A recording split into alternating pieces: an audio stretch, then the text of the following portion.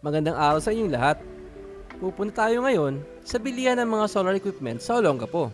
At sasamahan ko ang aking kapatid na mamili ng mga solar panels, mga railings, pati na rin mga clamps. Pangalawang beses ko pa lang makapunta sa lugar na to. At sa tingin ko, marami pa ng mga taga-Sambales at mga taga-Bataan na mga solarista ang hindi pa nakakaalam sa lugar na to. Kaya, ngayong araw, ituturo ko sa inyo kung saan ito makikita at paano makapunta. Tara, samahan niyo ako. Pwede niyo ito makita gamit ang Google Maps. Hanapin niyo lang yung Solar Olongapo at agad niyo ito makakita. Galing kami Hermosa at dumaan kami ng SCTEX papasok na SBMA. Tapos, lalabas kami ng Kalaklan. Bale sa may Kalaklang Bridge, kakanan tayo para matunto natin yung Celtec. Tapos, doon lang mismo yung shop. So guys, now finally nandito tayo sa may bilihan ng solar panel, no? So ang marker natin dito, tandaan nyo lang itong school na to, no? Celtec College, opposite side. And then sa baba ng Luwilier, eto na yung bilihan ng solar panel. So ngayon guys, wala pa siyang ano, no? Wala pa siyang pangalan, no? Wala pa kayo makakita, kaya hindi nyo mapapansin to. Tandaan nyo lang yung sa baba ng Luwilier niyan, tapat ang Celtec. Eto. Okay? Tara, pasok tayo guys. Yan. Diba? Yung mga panels. Okay, so pinakaganda mag-video, no? So ano ba yung makakita natin dito sa loob ng shop, no? Yan, sandamakmak na solar panels, no? 580, 600, you name it, meron sila, no? Daming stocks. Yan. Tapos, dito rin, dami nilang mga Life PO4. You name it, they have it, no? 120, 200, no? Meron din silang yung mga gel type. Itong, ano, yan, o-liter. Okay, then meron sila dito, ito favorite ko, HESP, SRNA HESP. Meron sila mga ditong Menred na Life PO4. May SRNA din silang Life PO4 dito, no? Meron sa Meritsun, no? Meritsun na Life PO4 100 AH, no? 48 volts or 51.2. So yan. Tapos, kung halimbawa kailangan nyo mas maliliit na panels, meron silang mag-panels ito. Halimbawa ito. This one, I think mga 200 siguro to.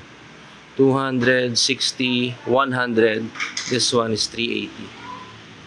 350 pala. Yan o. 350 siya. Okay. Sunri brand. Okay. Ito yung shop nila. Itong mga to, kung di ako nagkakamali, mga Canadian Solar to. So, good brand siya, no? Mga top brand yung kanilang mga panels dito. Okay? Ayan, no? Mga footings clamps. Tara, meron pa sila sa taas. Tingnan natin sa loob.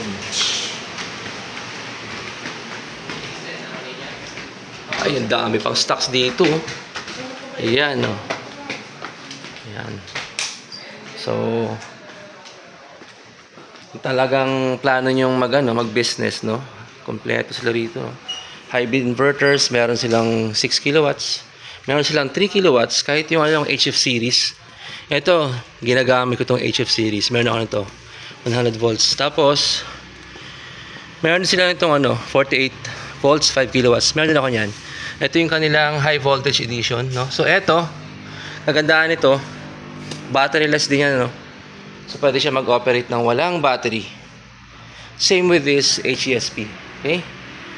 Tapos, kung gusto nyo DEE, meron dito. DEE. Kompleto. DEE hybrid inverters. Kompleto yan. No? Tapos, kung kailangan nyo rin ng mga equipments, for example, distribution box, breakers, kompleto. Tapos, mga heavy duty wires for our batteries. No? Kompleto yan. Railings, etc. Ito lahat. No? Yan. Eto. Meron din silang Solis, no? So, hindi lang pala SRNE. Meron din silang DEE.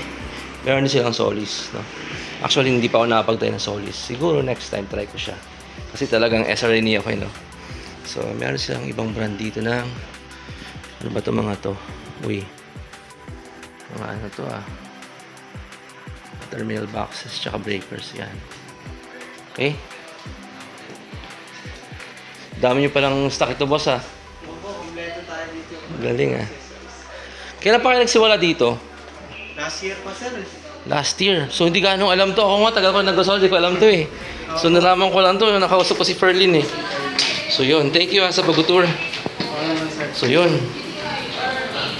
Ito pala sa baba, ayan mga, mga clamps, mga footings, dito lahat. Ayan, sa damakmak yan, no? Pati mga railings, dito lahat. Ang dami silang kompleto. No?